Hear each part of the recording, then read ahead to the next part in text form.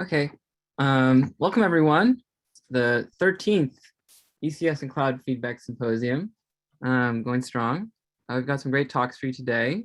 As is our usual format, we're going to have 3 AGU-style talks. There'll be some times at the end of each talk for a few questions, and then we'll have a short general Q&A session at the end.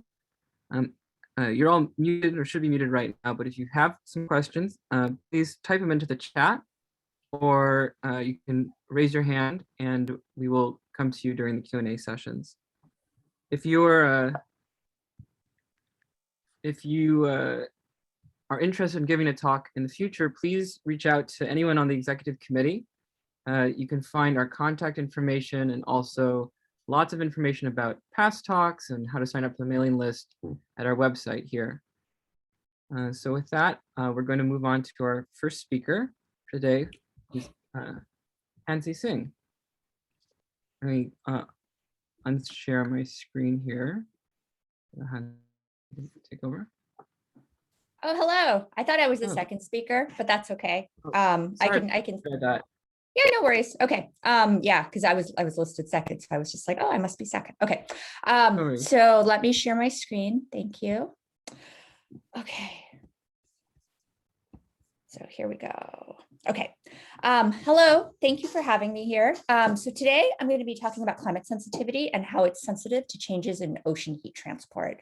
I am a new faculty member at the University of Victoria, and this is work that I've done in collaboration with Nicole Feldel at UC Santa Cruz, Jen Kay at CU Boulder, my postdoc Ariel Morrison, and my graduate student Kevwe Ogunachowin.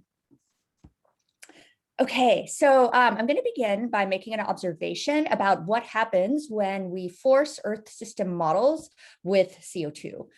In general, when we do that, what we find is that the ocean heat transport generally declines in both hemispheres. And when I say declines, I mean that the poleward ocean heat transport declines. So here, what we see is in the pre-industrial control experiment in black, the SSP 585 experiment in red.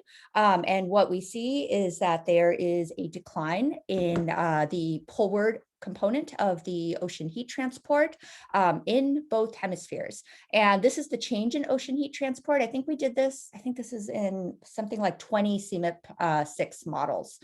And so in general, what we find when we look at this, in sort of different experiments and different models, we find that this decline in the poleward ocean heat transport is robust, and that generally it persists over multi-centennial timescales in many models. Okay, not all. There's some models where literally like the ocean heat transport will decline and then, 100 years later, it'll be back to usual. But in a lot of models, this change persists. Okay, so what we find is, just from a very naive perspective, that at least in the northern hemisphere, CO2 forced surface warming appears to co-vary with ocean heat transport changes. So here in this figure, this is from the CSM1. We doubled CO2, ran it for 850 years. And what we found was that of course, as the hemispheric temperature increases, okay, so this is the hemispheric temperature change relative to pre-industrial, the ocean heat transport anomaly is also declining at the same time. So obviously this shows nothing, right? I mean, this just shows that these two these two things are co-varying. Okay, maybe it's interesting. And in fact, though, we find that also when we look in CMIP 6 models, when we look at them in terms of comparing the multi-model ensemble. So here, what I've done, I show the change in the zonal mean surface temperature in 18 CMIP 6 Earth system models. And the dashed or dotted line in there, that is the multi-model mean. And I have color coded them based on the change in ocean heat transport at 45 north. So red models have a small decline in ocean heat transport, and the blue models have a large decline in ocean heat transport. And generally, you can see that the red models lie above the dotted line, and the blue models lie below the dotted line. So In general, okay, so this relationship appears to hold not just in a single model, but also when we look at a multi-model ensemble. But of course, these kinds of relationships are interesting, but they don't actually establish any sort of causality. So in order to establish causality, we actually need to go into a hierarchical modeling framework. And this is what we do by using the CSM1 slab ocean model version. And basically in a slab ocean model, what we can do is we can prescribe the ocean heat transport, and then we really have a sense of exactly what the role of that ocean heat transport change, that change in the ocean heat flux convergence, or Q fluxes as we tend to call them, for when we work with slab oceans, we can tell exactly what the climatic impact of those is. So what we did was we doubled CO2 and we very systematically changed the ocean heat transport. Let me show you how we changed it. So first, in a couple of experiments, we increased the ocean heat transport relative to pre-industrial as we doubled CO2. One by 30%, one by 15%. In a second set of experiments, we decreased it by 15% and 30% relative to the pre-industrial. And in a final experiment, we kept the ocean heat transport unchanged relative to pre-industrial. This is the gray experiment. And so I show the different ocean heat transports that we imposed here. And you might be wondering what the dotted line is. This is the fully coupled dynamic ocean CSM1 and what it does following CO2 doubling at two different timescales, at years 200 to 250 following CO2 doubling and year 700 to 750 following CO2 doubling. And we can see that in general, this most closely matches the OHT minus 15% experiment. So this is the one that I'm going to be coming back to because I think it probably most closely mimics what we are seeing in terms of the fully coupled response, what the OHT is actually doing in a fully coupled setting. Okay, so what we find when we run these slab ocean model experiments with CO2 doubling and these prescribed ocean heat transport changes is that we find that there are actually large differences in the equilibrium climate sensitivity between these experiments. And in fact, there is a 3-degree spread. So the dark blue experiment where we've decreased ocean heat transport by 30%, there the equilibrium climate sensitivity is on the order of 2 degrees.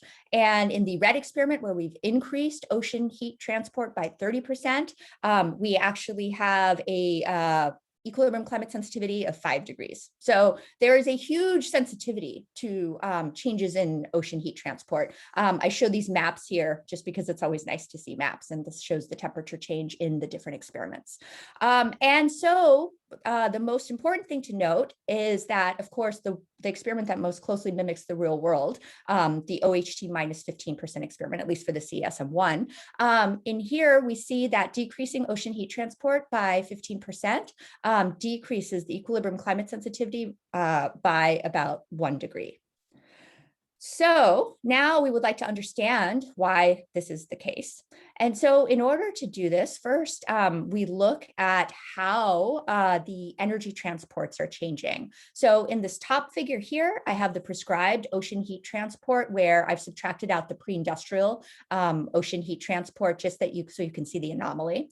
And here in the second panel, I show the change in the atmospheric energy transport. And the really cool thing you can see is that the changes in atmospheric energy transport are like super effective at opposing the prescribed ocean heat transport.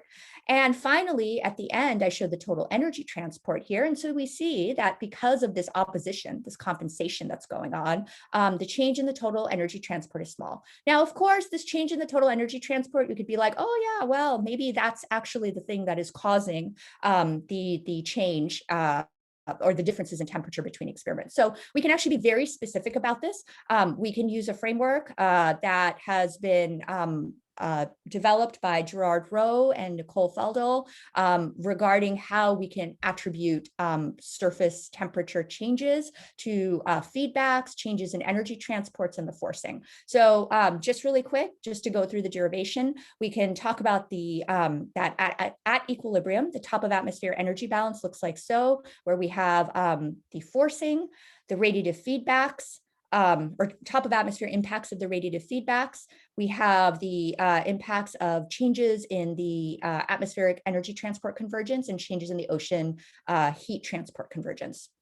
And so the radiative feedbacks, of course, include all of these different pieces, but the most important, I think, in order to establish this framework for attributing temperature contributions is this reference Planck feedback, which is the global mean Planck response, which is more or less the Stephen Boltzmann's relationship, though, of course, the atmosphere is not a black body emitter.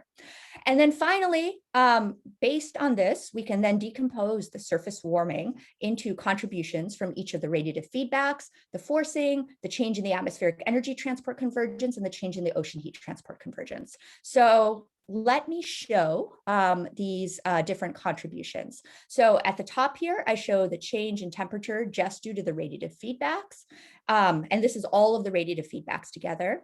Here, I show the change in temperature due to the forcing only.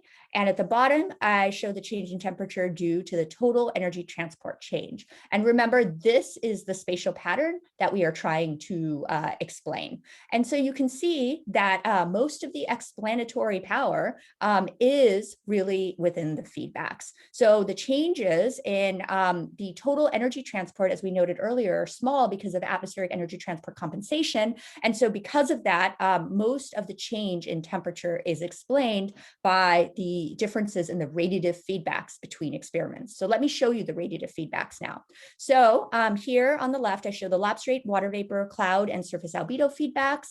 And then in the center panel here, I show the change in temperature due to each of them. What we generally find is that in the tropics, most of the differences between in warming between experiments is due to water vapor, whereas in the extratropics, we see that the lapse rate is pretty important, that the water vapor is also important, and that the surface albedo is really important. Clouds appear to be important, possibly regionally, but over these large scales wherein we're trying to figure out, these large contributions, most of the changes kind of cancel out at different zonal bands. So the really important thing to note here is that the energy transports impact the strength of the radiative feedbacks, and these impact the strength of the surface warming. And these explain the differences in surface warming between experiments. So in order to better understand why these feedbacks are different, I'm just going to first start with the water vapor feedback. So here I show in the OHT plus 30% experiment, the mass over turning stream function. And what we see here, the colors show the change in that experiment relative to pre-industrial. And what we see here is that there is a weakening of the circulation generally, and in particular of the tropical circulation of the Hadley cells. And what that corresponds to is not very much water vapor near in the deep tropics, and a lot in the lower troposphere. So when the Hadley cells weaken, when we have increased the ocean heat transport by 30%, we have weaker convection, and therefore more water vapor just tends to sit in the lower troposphere. Conversely, when we decrease the ocean heat transport, the Hadley cells actually slightly strengthen, particularly in the area of deep convection in the deep tropics. And what we see is that we see less lower tropospheric water vapor corresponding to this stronger convection. So we believe that this explains a lot of the differences, at least in terms of the water vapor feedback in particular.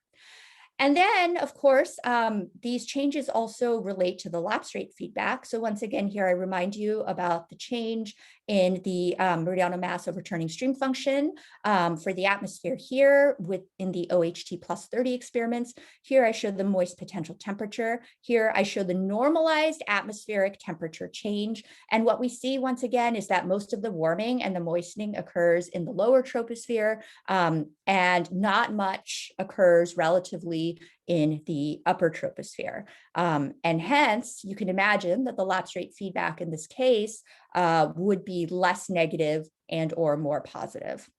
And now, if we look at this on the other hand, in the OHT minus 30 experiments, once again, we see this very effective transmission of warming and water vapor as well into the upper troposphere in this case. And this leads to a very strong relative warming in the upper troposphere, which we all know is super effective at dissipating energy anomalies due to the forcing. And so hence the lapse rate feedback is going to be more negative. So stronger convection, less lower tropospheric warming and moistening, and more upper tropospheric warming and moistening in this experiment. So as I've shown, that the changes in ocean heat transport in these different experiments, they impact the climate sensitivity through their impacts on feedbacks. And we think a lot of this is mediated by the changes in atmospheric energy transport that we see in these different experiments. So now I just want to do a little teaser of some of the work that my student Kevwe Ogenichev has been doing recently regarding precipitation sensitivity and how it also, we believe, scales with changes in ocean heat transport. So this involves our really fun climate circulation feature, the Atlantic Meridional overturning circulation, which is always in the news. It's very exciting. And of course, in most Earth system models, this AMOC strength declines. And there's a huge spread in this decline, as you can see. In some models, we have like a complete sort of collapse. And in some models, we don't. It's just a very small change. And in fact, what his work has shown is that the precipitation sensitivity by hemisphere appears to be very sensitive to changes in the AMOC. So here what we've done is we've regressed the precipitation sensitivity on the change in AMOC among these 20 plus models. And what we generally see is that with greater AMOC decline, which is what I've shown here, we have more ocean heat transport convergence in the southern hemisphere and a higher precipitation sensitivity there, and a weaker ocean heat transport convergence in the northern hemisphere and lower precipitation sensitivity there. And this is literally because evaporation is impacted by evaporation, the latent heat flux, is impacted by the ocean heat flux convergence. Basically, it's the amount of energy available to evaporate. So that's all I have to say. Thank you so much. And I've just put some points up here, and I'm happy to take any questions. And if you want to find me on the web, our group is hiring. We're hiring some postdocs. So yeah, if you're looking for a job, maybe head over there. Okay, thank you so much.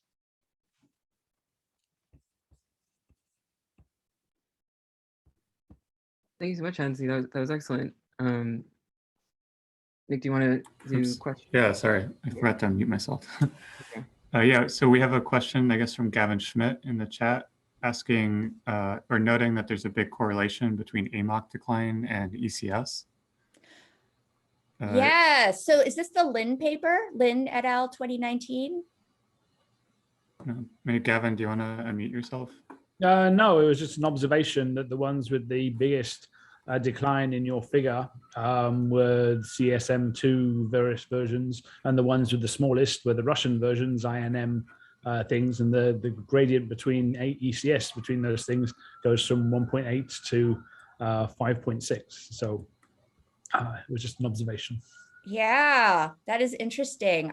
So in that paper, Lin et al., they do suggest that differences in AMOC decline seem to explain some of the hemispheric differences in the climate sensitivity. So I think that this is kind of starting to become known in our field, that this sort of ocean circulation feature seems to be important. I just think it's so cool that it impacts the precipitation, right? So yeah, I mean, probably we can say a lot in terms of regional precipitation changes and changes in the ocean circulation. So I'm sort of really kind of excited about this other area that's opened up, not just the climate sensitivity, but the precipitation sensitivity. We're not putting the cart before the horse, though. I would see this. You know, the AMOC is not driving in the coupled models. The AMOC change is not driving the sensitivity. The sensitivity is driving the AMOC change. Yeah, so guess what? We actually did the experiments. We did the slab ocean experiments, and we found that this is robust in there too.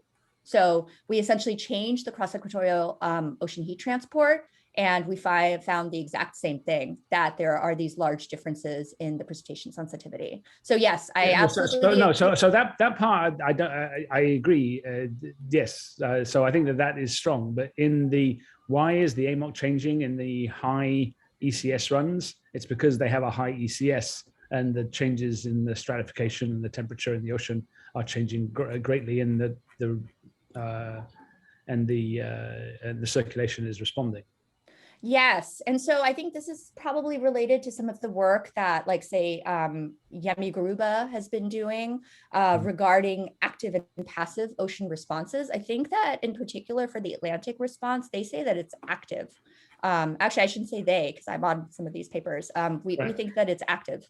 And so, yes, there is kind of these changes in the ocean circulation then responds to these changes, as you said, due to the surface forcing. So, yeah.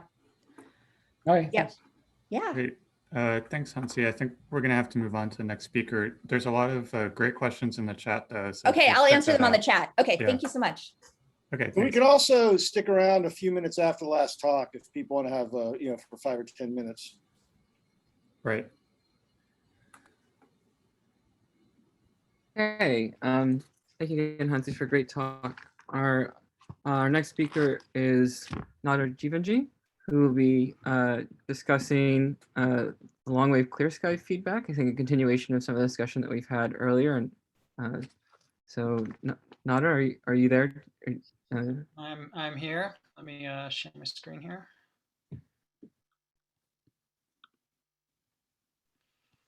All right. You guys can see my browser window? Yes. Okay. Yes, so this talk was kind of, in some ways, a response to a great talk that we had last time on this channel. So Bjorn gave a illuminating and provocative talk about what we know about clear sky feedbacks, and the messages that I took away from that talk were that he reminded us that the clear sky physics really dominates the climate sensitivity, and so maybe it's worth focusing attention on what exactly we understand about the clear sky physics. Their group has some nice papers out showing that if you just focus on the long wave clear sky feedbacks, that there's sensitivity to the shape of the RH profiles, the temperature profiles, even though we, at least in the tropics, we think of set by moist adiabat. There's a dilution, which gives some free parameters. And then he noted that these are constrained by observations, and so that even though GCMs may disagree on relative humidity distributions or temperature profiles, we don't have to work with that uncertainty because we have the observations. And so maybe we can just study this long wave clear sky LWCS feedback without GCMs. So this is a subject that I've, with some collaborators, have spent some time thinking about. So I wanted to follow up with some additional points. And let's see. So these are the 3 points that I want to make today. So one point I would push back on is that there's actually, if you just look at the long wave clear sky feedback in total without slicing it up into Planck and water vapor and lapse rate, very little agreement amongst GCMs. So perhaps they can actually be useful tools in understanding this. Furthermore, the value that you get from GCMs, which I'll show is pretty robust, I would argue is very strongly tied to what I would call a canonical value of this feedback, which is about 2 watts per meter squared per Kelvin, which you can get from a hierarchy of models, including single column models. And this number has actually been around for a long time. Finally, I'd like to argue that you can actually get this number with a relatively simple pencil and paper argument deriving from the surface Planck feedback, which I'll try and explain. Nadir, you're breaking up a little bit. Could you try turning off your video? Sure. All right. So this work derives from, or this talk derives from a few recent papers. One authored by Brett McKim, who is an intern with me at GFDL a few years ago. Now he's a PhD student at Exeter, which is Valis. And then there's a paper that I led with Daniel Cole and Nick Letzko. And then finally some work by Yi Zhang, who was a PhD student at Princeton and is now a Miller Fellow, postdoctoral fellow at UC Berkeley. All right, so to this first point, that GCMs don't actually disagree that much on the long wave clear sky feedback. So this goes to Yi's paper. So this is a figure from that, where this is just Gregory plots of the clear sky OLR versus surface temperature from CMIP5 models for abrupt quadrupling ones. And what you see is that these Gregory plots are remarkably linear, and that the slopes differ very little. It's actually plus minus 5% standard deviation. And so this value is pretty robust across GCMs, and the value is something like 1.9 watts per meter squared per Kelvin. So that's close to this canonical value of 2 that I was just talking about, and we'll come back to that.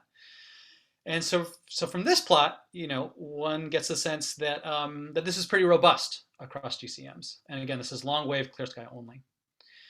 And so these conventional feedback decompositions, which we often turn to and which Hansi used to nice effect in her talk, sometimes they obscure this robustness. So if you look at this plot from Mark Zelinka's paper last year, and if you look at these clear sky feedbacks, you see significant spread even after combining the lapse rate and water vapor feedback. There's still a bit of spread there.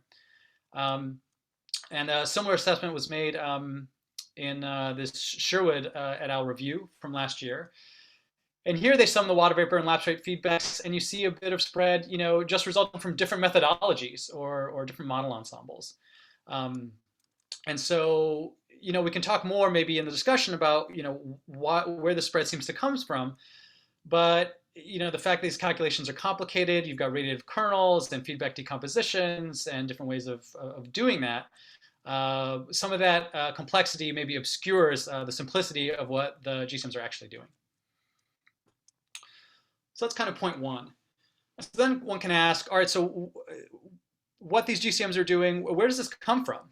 And so we can try and reproduce this, this feedback value in with some single column models. And so this is where Brett McKim's work comes in. And so what he did here is, so this diagram here on the right, it's a sort of phase space where you've got 2 independent variables, relative humidity on the horizontal axis and surface temperature on the vertical. And for each point in this diagram, we just take a moist adiabat with that surface temperature and a uniform relative humidity. And then we increment the surface temperature by 1 Kelvin, again, assuming a moist adiabat, so moist adiabatic and lapse rate feedbacks are built into this. And then you just calculate the difference in the OLR. And that gives you a feedback parameter in watts per meter squared per Kelvin. And that's what's plotted here, both in color and in contours. And what you see is that there's this, at least for kind of the lower surface temperatures here, the surface temperature range is meant to encompass the relevant temperature range for Earth. And for the lower surface temperatures, this sort of this feedback phase space diagram, if you will, is sort of dominated by this 2.2 watts per meter squared per Kelvin contour. And so you really have values close to 2 watt meters squared per Kelvin dominating this, at least at the bottom half of the diagram. So that seems roughly consistent with what we saw in the GCMs. And in fact, this number is old, and you can get it a lot of different ways. And so what I'm showing here on the left is a nice plot from Cole and Cronin in 2018 and PNAS, where they took series data and just scatter plotted OLR versus near surface temperature. And this is actually a histogram of the values. And you see, you get a remarkably straight line. They fit it with this blue curve. And the slope of this is indeed 2.2 watts per meter squared per Kelvin. And in fact, this number goes back over 50 years. And it's been seen in the satellite data before. And it's even used in parameterizations of the OLR going back to some of the earliest energy balance models of Bedico and Sellers. And so that's why I sort of refer to this as kind of a canonical number. It sort of jumps out at you from the single column modeling as well as the observations, and it goes back a long time. Of course, what about the top half of this diagram up here, which is where you have surface temperatures relevant for the tropics? Well, so what's going on here is that now you see that the contours are much closer together, up around, say, 300 Kelvin or so. And that's because at these surface temperatures, you now have continuum absorption kicking in, and it's closing the water vapor window, which is something that I'll come back to and kind of illustrate in a minute. And so now you have a strong sensitivity of the feedback to relative humidity. And in fact, what Brett argued in his paper is that these radiator fins that Pierre Humbert introduced in his 1995 paper, that this is really an illustration of them. It's the RH sensitivity of the feedback parameter, not of the OLR, that gives rise to these radiator fins. Furthermore, the GCM values that we saw were really closer to, say, 1.9 watts per meter squared per Kelvin. And you can think of that as just a global average, where your average, half the globe, the exotropics, is experiencing this value of more like 2.2 watts per meter squared per Kelvin. But then you've got to average in some tropical values that are a bit lower. And so when you take that kind of admixture or average over this phase space, you get something more like 1.8, 1.9. Furthermore, there's been some nice papers recently on nonlinear climate sensitivity, that as the surface temperature increases, this feedback parameter gets smaller. And one can interpret that potentially by just thinking that, the admixture of values that you get between averaging over these smaller values that you get at warmer surface temperatures versus this canonical value that you get at the lower surface temperatures, that admixture is going to change as the globe warms, and you're losing some of these lower surface temperatures and increasing the part of the globe that's covered by the warmer ones. And finally, I want to talk about a sort of simple picture for how to think about this 2 watts per meter squared per Kelvin number and a way to estimate it with essentially pencil and paper. And so for this, we're going to need 2 ingredients. We're going to need Simpson's law, which I guess Nick and Daniel and I sort of coined for the fact that to first approximation, the feedback is 0 at frequencies where H2O is optically thick. And so to illustrate that, what I've plotted here is I've taken a bunch of 4 different single column atmospheres, moist adiabatic, no CO2, so I'm ignoring the impact of CO2 on this, and we can also talk about in the discussion. And I've plotted the emission temperatures as a function of frequency. So I've got wave number here on the horizontal axis. Temperatures increase downwards the way they do in the real atmosphere on the vertical. And I'm diagnosing emission temperatures just by finding where tau equals 1 and wave number. And what you see is that where you're optically thick, the region shaded in gray, there's only a very small sensitivity of the emission temperature to surface temperature. And that's essentially because water vapor optical depths are very strongly tied to Clausius-Clapeyron. They're essentially a function of temperature only. And so no matter what your surface temperature is, you always hit tau equals 1 at the same temperature up in the atmosphere. And so the place where you do actually see a change in emission temperature is in the H2O window, where you're seeing the surface to a large degree, and the emitting temperature largely follows the surface temperatures. And so that's where the action is in terms of where you're going to get a non-zero feedback from a spectral point of view. And then the second ingredient you need is that, so if the action's all in the window, it turns out that if you want to estimate the feedback in the window, it's actually really simple to do. And that was the essence of this nice paper by Cole and Cronin, is that under warming, you can actually neglect changes in the atmosphere. You can neglect the warming of the atmosphere, you can neglect the moistening of the atmosphere, and all you have to do is consider the change in Planck emission from the surface. And so just to illustrate that, this is another figure from the same Simpson's law. So this is a spectrally resolved for an atmospheric column at 288 Kelvin.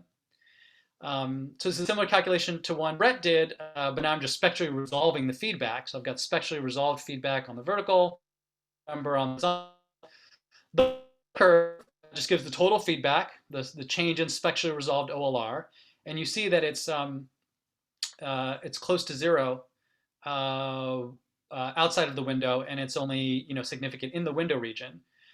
And then the purple curve is what you get just by incrementing the surface temperature and holding everything else in the atmosphere fixed, not allowing it to change. And you see that it's an excellent approximation to the total response.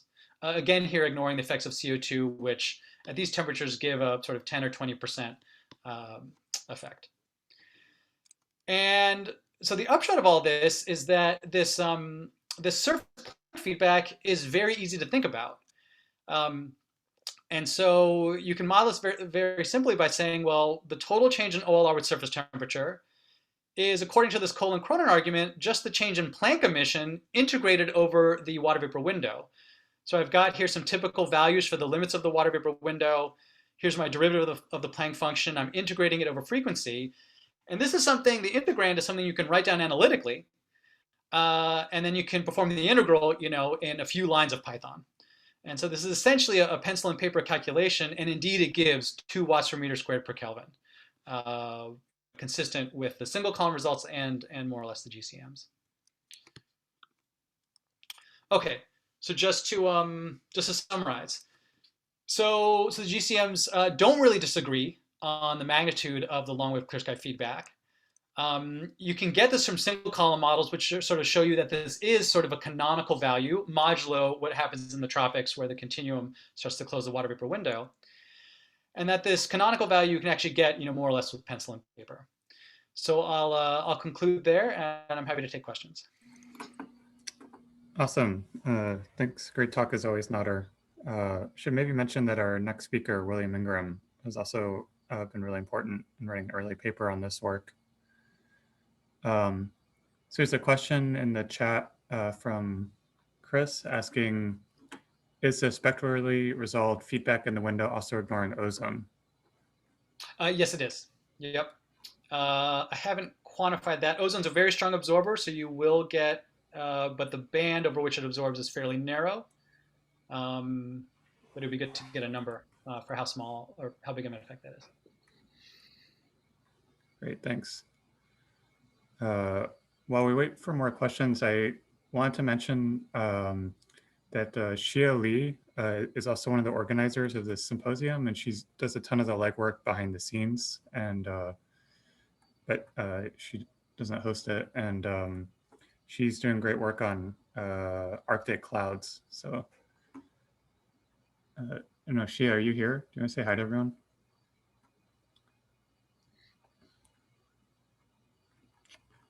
Yeah, sorry. Yeah, hi everyone. My name is Shani, and I'm one of the community executive community member here.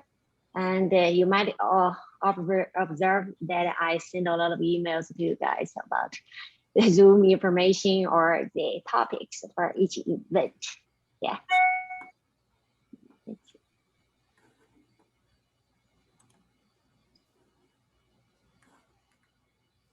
Okay. Looks like Jonah's raised a hand. Well, yeah, I just had a quick question. So I'm just trying to think about the two talks that we just heard, because I think Hansi made an interesting point that changes to the ocean heat transport, it sounds like it can change, the strength of convection at the ITCZ, maybe the strength of the Hadley cell. And it seems like that's having an influence on these clear sky feedbacks.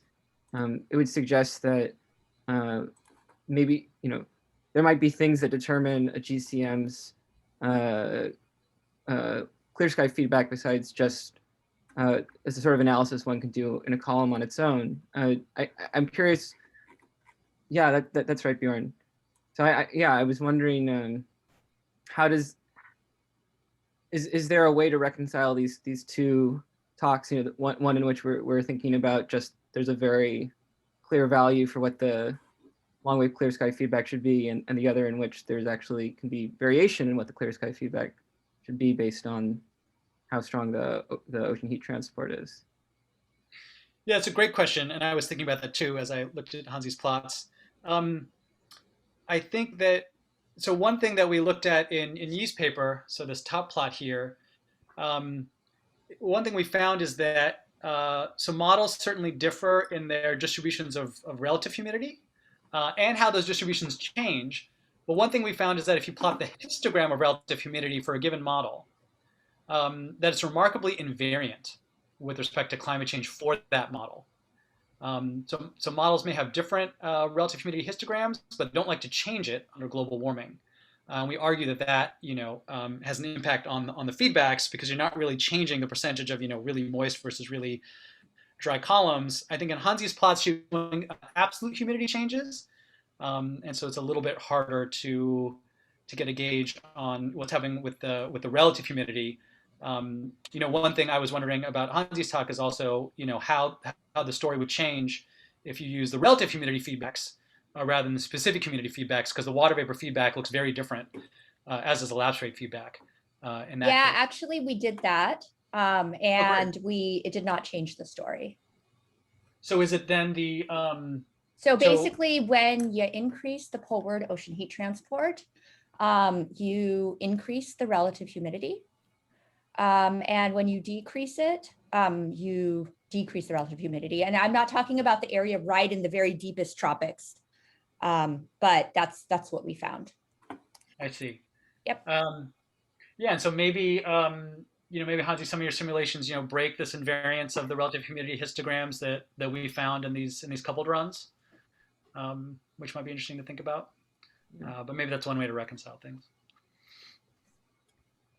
Okay, I want to go to a question from Mark Zelenka in the chat, which I was also wondering about, which is, so between FAT and Simpson's law, does this just mean there's not much wiggle room for the total long wave feedback?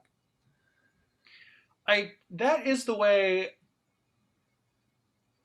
Yeah, that's kind of where I guess where I personally am leaning. I think there's probably people and people on this call who would argue otherwise, and probably for good reason.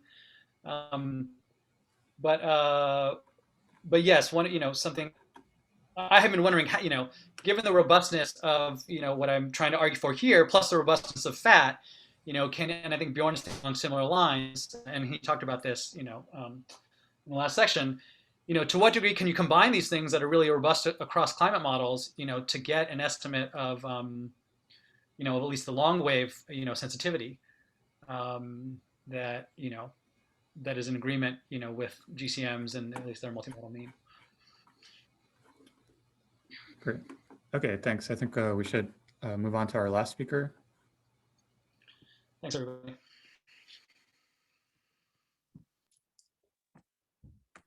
Our final speaker for today is William Ingram. Okay.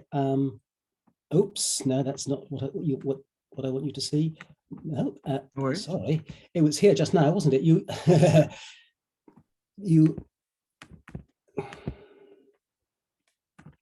Yeah.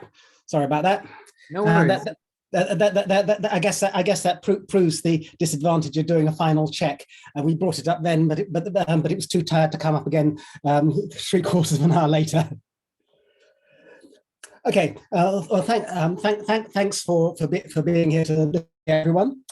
I should begin by acknowledging that this is collaborative work with my colleague Andy Bushell, and pointing out that it has now appeared in GRL, so you can all look at that if you want to check the details. Though obviously you can ask questions too. To begin with some motivation, apologies for the familiarity of this, and apologies to Mark Zelenka that it may actually be a bit out of date by now. But yeah, after many generations of CMIP in which the distribution, the frequency distribution of climate sensitivity from GCMs looked fairly like the estimated probability distribution for the real thing, at CMIP 6, of course, we've had a lot of models showing much higher climate sensitivities than they did before, and higher than we actually think is physically plausible. And of course, this has generated a lot of interest, but we haven't come to any very clear conclusion. It's certainly not people tuning their ECS up. To the extent that there's been any acknowledged tuning, it's been downwards. It doesn't seem to be any common change. There's been no fashionable must-have new physics that a lot of people have been putting into GCMs this time around. And given the immense diversity of GCM formulation, every aspect of a GCM, everything that's simulated in them is simulated in completely different ways in different models. It's difficult to see any common error of formulation, or deficiency, I should say, of formulation, apart from the fact, obviously, that they all have finite resolution. Far, far lower resolution than, or if you think in terms of number of degrees of freedom, than the real atmosphere.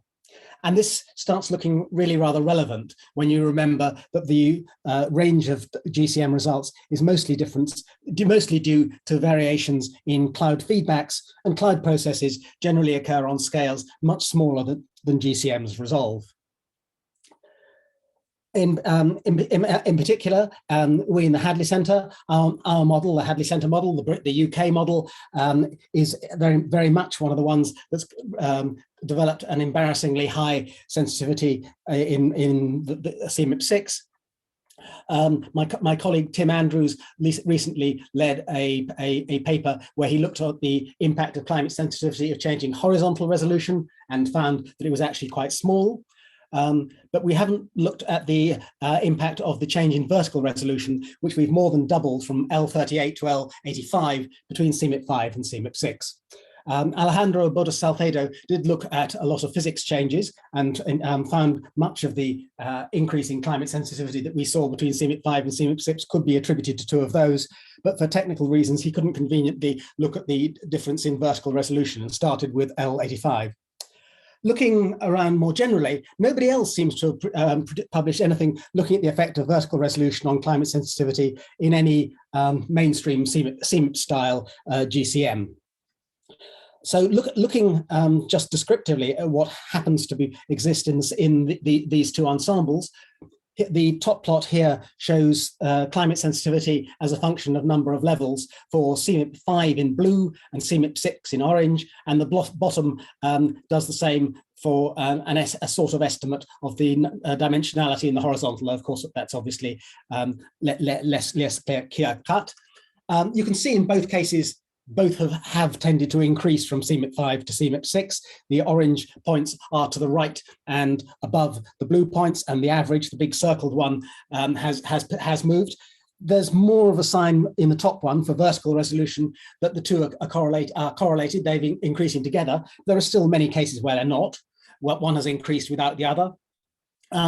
But when you say it has increased in the model, of course, this is just comparing the whole ensemble with the whole ensemble, not what's happened in any individual model. So this column now shows that it shows only models that were present in both CMIP5 and CMIP6, and where as far as we know, the CMIP6 climate sensitivity has not been tuned. And you can see the less convincing correlation with horizontal resolution has gone away. The one with vertical resolution is actually slightly stronger. It might look quite convincing if we imagined that all the sample were independent, but of course we know they're not.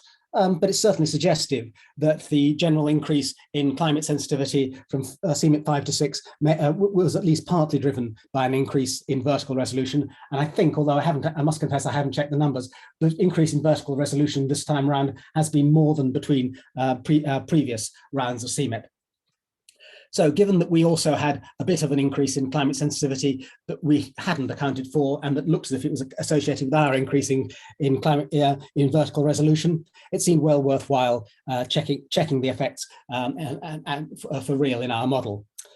Our standard resolution now, as I mentioned, is L85, highish for the current resolution, the current generation. And we compared that with one which tripled the vertical resolution at all levels, except as you approach the surface, where for numerical reasons, it has to stay the same. So that's 242 levels. The experimental design, again, will be familiar to many of you. We're comparing AMIP and AMIP plus 4K. For those of you who don't know it, it's an idealized inverse climate change. You change the temperatures and watch the radiation respond, and the climate sensitivity you get it, the climate sensitivity you estimate from it is similar in its variation to the one you'd get from, say, running Gregory Grams on a coupled model simulation. They're different, but kind of consistently offset. So we did such pairs of runs for our standard set of levels and L242, completely identical physics, apart from the levels and increased time step stability with extra resolution. No retuning to account for the effects of the physics change on the physics. As those of you who've tried taking GCMs into new parameter regimes will be expecting, giving it new degrees of freedom meant it found new modes of numerical failure, but we did manage 10 years of both the high resolution runs. And from that, and here, the black dots, black crosses are the lambda for each of those 10 years. The colored ones are scatter plotted from one against the other. The colored crosses give the components divided shortwave, longwave, cloudy and clear sky, and they're obviously scattered around the x equals y line. When you look at the decadal means, again, the differences are small compared to what's there in the first place. But yeah, are they giving the same answer for the same reason? Is the underlying physics the same? So here's the zonal mean contributions to the climate sensitivity parameter in black, and again the components in the different colors. So that's the top plot, that is. In fact, the high resolution is the solid curve and the standard resolution, the dashed one, but it doesn't really matter very much because, as you will, I trust, have already taken in, the point is that the curves are all very similar. It looks very much as if they're doing the same sort of thing everywhere, and this continues if you slice the data even geographically and or seasonally. They're not identical. That's certainly true. The lower plot shows the differences, heavy where notionally statistically significant on one test, and it looks, for example, as if the apparent strengthening of the southward shift of the southern hemisphere storm track at higher resolution, that is the high pale blue peak at about 40 degrees south, and the dip at 60 degrees south that are stronger in high resolution, the solid curve, as are the countervailing long wave cloudy ones, pink at the same latitudes. But you're not seeing any strong, but of course those tend to cancel, and you're not seeing anything that looks as if it's clearly a genuine underlying change and actually making very much difference. So yeah, we're very much getting the same answer for the same reasons. There may be some underlying real differences that, well, there almost certainly are if we were able to run long enough. But rather than getting hung up on statistical significance, we decided practical significance was rather more important. That in these decadal runs, much of the internal variability of the climate system is suppressed by prescribing SSTs. If you can barely see a signal there, it's not practically significant. It wouldn't be detectable in a century of the coupled system. It's not going to be policy relevant in any way. Yes, one thing that did surprise me, though not Andy, was how similar the control simulations were. Despite the tripling of resolution and my expectation from past experience, I should say quite long past experience. Some of you may remember a paper I published in 2002 looking at the effects of vertical resolution on our then model, HAD-CM3. But my expectation that the physics really would be pretty sensitive to this. But I found out that as we moved from CMIP5 to CMIP6, from L38 to L85, quite a lot of time and effort and thought had been put in to find and remove level-dependent code from the model, though it had never really been documented. So I was unaware of this, even though I actually worked for the modeling center concerned. So it looks as if my colleagues did an excellent job in this, and no doubt many other things. It may also be that there is some genuine physical convergence, that L38 may already been high enough to resolve processes that weren't properly resolved at the lower resolutions like L19, where we used to see a lot more resolution dependence. If so, certainly L85 may have actually resolved things, may actually be resolving stuff that you wouldn't have resolved with the resolutions of a human generation or so ago. So in summary, yeah, we all know how many GCMs climate sensitivities have become worryingly high, going from CMIP5 to CMIP6, and the absence of a clear explanation in terms of changes in parameterization or in tuning. The historic sensitivity of GCM physics to vertical resolution and how much this has increased, and the fact that there is a quite visible correlation when you look at increases in climate sensitivity and vertical resolution from CMIP5 to CMIP6 really did look as if this might be part of the issue. At least in our model, it isn't. The climate feedbacks are much the same at both resolutions. We have successfully produced a model where this is one complication we don't have to think about. But that's just one GCM, and one where, as I say, there has been a deliberate effort to get this right. I suspect my other GCMs haven't done this, but maybe they haven't, equally haven't publicized it. If anybody actually knows of any that have, please do tell me. Either way, it would be really good to know what the position is in other GCMs. We do have this quite plausible looking correlation across CMIP 5 to CMIP 6. It's clear that there isn't such a process going on in the Hadley Center model, but that doesn't mean it isn't relevant in others. So yeah, if you can, please do run your GCM and check whether vertical resolution makes a difference. And yeah, thank you for listening. Awesome, thanks, William. Maybe make a note that Gavin Schmidt mentioned that they checked this in the GIS E2.2 model, and it seems like the results are similar. Oh, right. Has that been published and I missed it? My apologies. Gavin? Yeah, I mean, they were done separately, but the if you look at Rind et al. 2020 or Orby et al. 2021, I think. Rind et al. 2020. Clara is here as well. She can probably tell you directly. Thank you. Yep, yeah, that was documented. I'll put the reference in the chat. Thanks. Okay. And then Thurston asked whether you tried fewer vertical levels. So he pointed out that already, 85 levels is quite a lot. And so what, do you try going down to like 30 levels? No, we haven't, or haven't yet anyway. Yeah, the funding ran out on this project, and I'm now supposed to be working on something else. But yeah, it would be good to, obviously. Okay. Stefan asked, in some models, a cloud cover for fields of broken clouds is not a conserved variable for changes in the number of levels. Could that play a role? I think that is almost certainly important in some GCMs. I think it certainly used to be in ours 20 or so years ago. But as I say, it seems to be much more here. It seems to be much more stable in this model. Had Gem 3-GC 3.1. If for people who like the precise model name,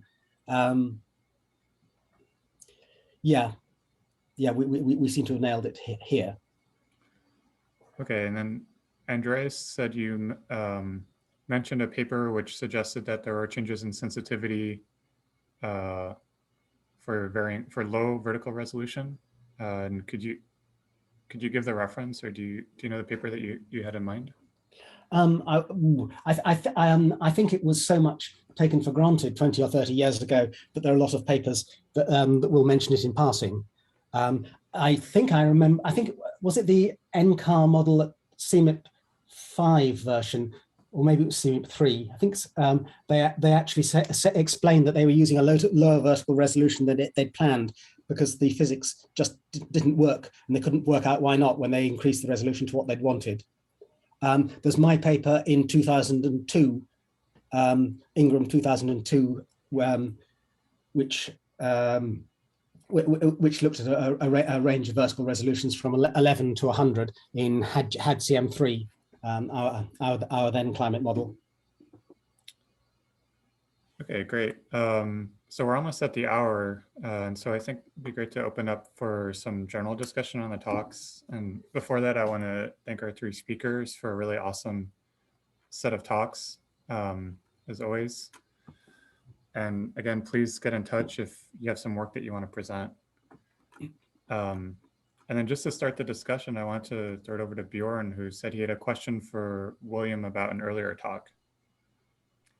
Yeah, William, I just wanted to ask you a little bit about your 2010 paper, because maybe just the history. So the 2010 paper is the one I know of that at least introduced me to Simpson, and I think a lot of the field to Simpson's earlier arguments.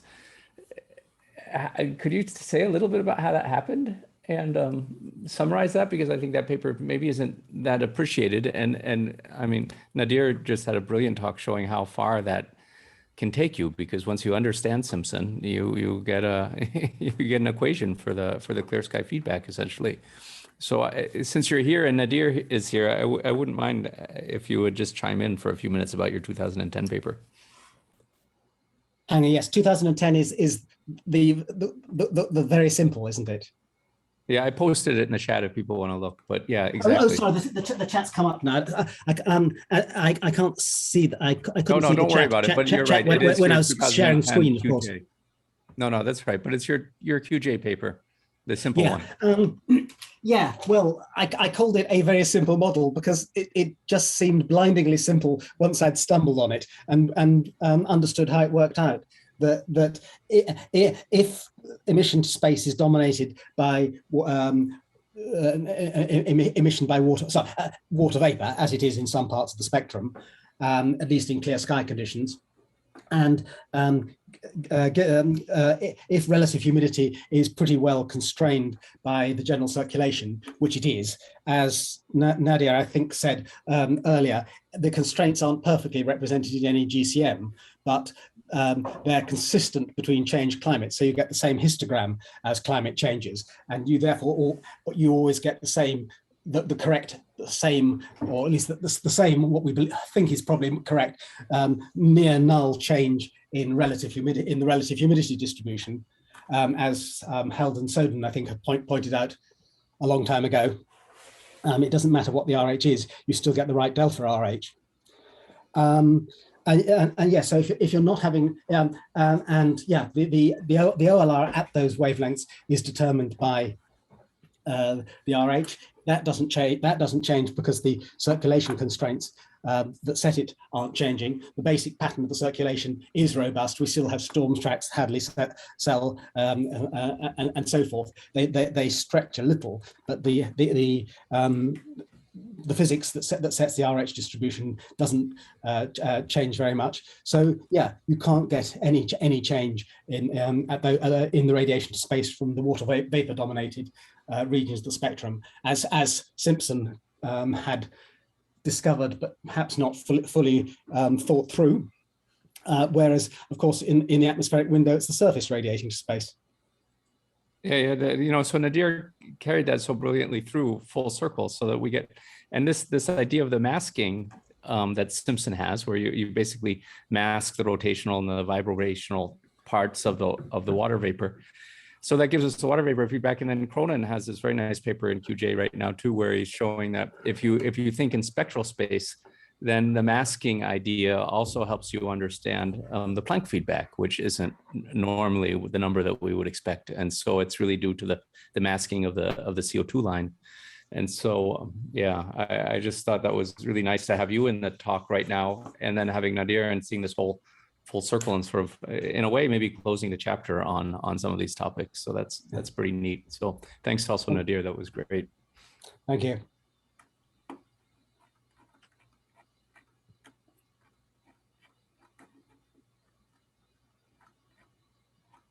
Okay.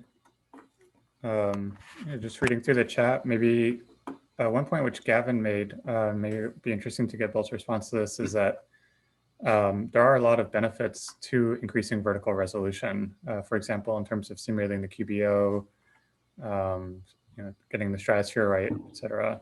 Yeah, I was wondering, for example, does it affect precipitation at all? Have you looked at that? As I said, from 85 to 242 levels, where there's very little difference. And no, and Andy has looked at it more than me, but the benefits that Gavin's talking about don't seem to show up in our model once you've already got to 85 levels. At least not with the horizontal resolutions that he's tried it at. But yeah, the sort of things that Gavin's mentioned do make a difference, going from 38 to 85 levels in our model. Great, thanks. Oh, Eric DeRiva asked an interesting question, is does anything bad happen if you increase the vertical resolution without also changing the horizontal resolution?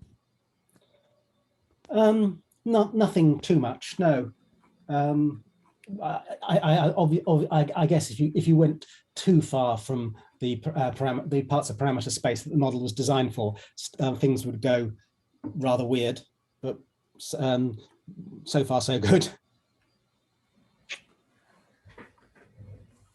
Okay. Well, Nadir Well, just I signed would off. throw. Oh, go ahead, Bjorn. I'd throw in something just to be provocative. Who cares about what the GCM's climate sensitivity is? Why are we spending so much time trying to figure out GCMs?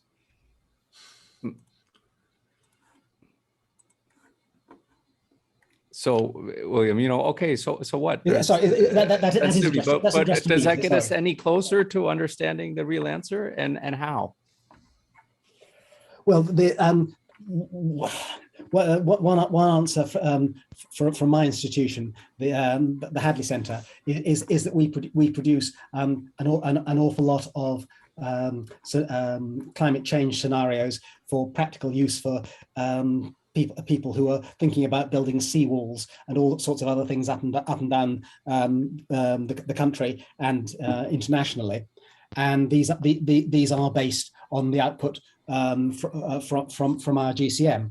And while of course we have always rescaled them so that they fit what seems to be a plausible distribution of climate sensitivity and thus of transient climate change for the periods that the information is being provided for. An apparent loss of credibility if the number looks if the model seems oversensitive in the first place is something we want to understand.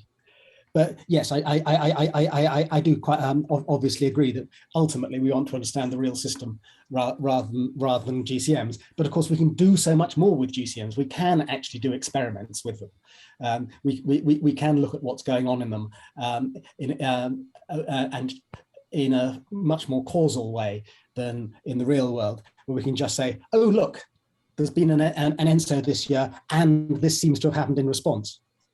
Or the AMOC has strengthened this year. In reality, we can say the AMOC seems to have strengthened this year, and it looks like this is the result. In a GCM, we can just switch the AMOC up and down and see what happens. They are very useful tools, and I think well worth understanding. Sorry? Yeah, no, I didn't mean to say they're not useful, but in the end, we want to understand not the GCM, we want to understand the real world. So the idea is the things that we do with the GCM hopefully should lead us to make hypotheses about the world, which then we can test in other ways. And sometimes I have the feeling that we just sort of stop at, now I understand my GCM, but what does that then mean? If you make the MOC go up and down and you notice how something changes, then of course we want to take the next step. And I wasn't clear what the next step is now when we understand ECS and models. Fair enough. Yeah, I mean, science is about breaking what complex issues down into manageable chunks. So yeah, I think there is a lot of looking at manageable chunks of GCM-based research, but hopefully that sort of understanding is ultimately genuinely useful. Okay, thanks. It's really interesting discussion, but I'm gonna have to sign off. I think that might close the Zoom meeting. But thanks again, everyone, for presenting and for asking questions and for attending. And see you all next month. Thanks, everybody. Thank you for coming, everyone, listening to me.